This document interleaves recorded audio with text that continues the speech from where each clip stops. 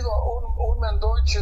realiteti i politik në shoqërinë shqiptare në gjithë të periudhën e tranzicionit asnjëherë nuk ka qenë siç duhet brenda standardeve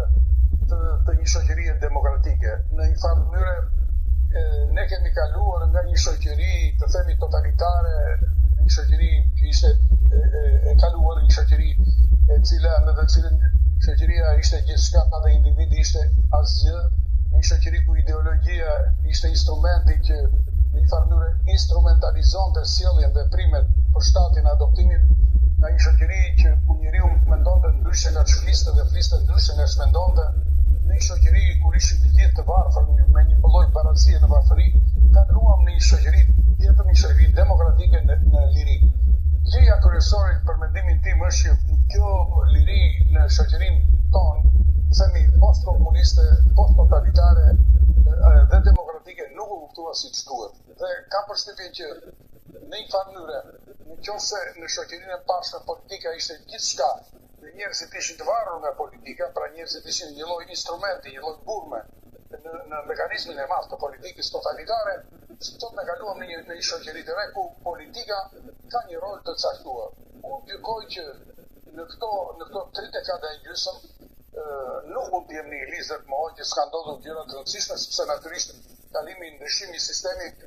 nuk është kaq i thjeshtë, nuk është të ndrosh këmishën, të ndrosh sistemin. Të ndrosh sistemin do të thotë do ketë probleme dhe ka probleme, por kam përshtypjen që klasa politike shqiptare, ata që kanë qenë në bordin e shoqërisë në këto 3 dekada e gjysmë, nuk kanë qenë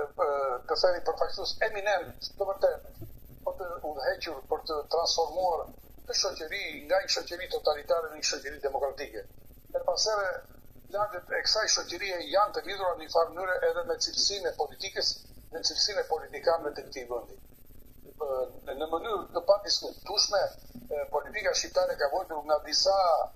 patologji toksike, të cilat nuk e kanë lënë në këto 35 vjet të marrë rolin e saj drejtues dhe udhëheqës për ta kaluar këtë periudhë të tranzicionit dhe për ta futur Shqipërinë në rrugën normale të përparimit. Qoftë majta për ta futur në rrugën e socializmit demokratik, apo qoftë djathta për ta futur në ekonominë liberale të tregut. Në të gjitha rastet, në këto 35 vjet, fakti që kemi sot këtë situatë politike, sociale dhe ekonomike, absolutisht janë të lidhura në mënyrë padiskutueshme me cilësitë e klasës politike që ka prodhuar ky vend. Dhe unë mendoj që të paktën jemi në një situatë ku në një farë mënyrë nëse nuk duhet të bëjmë gjykime penale për rolin që ka luajtur klasa politike, të paktën duhet të bëjmë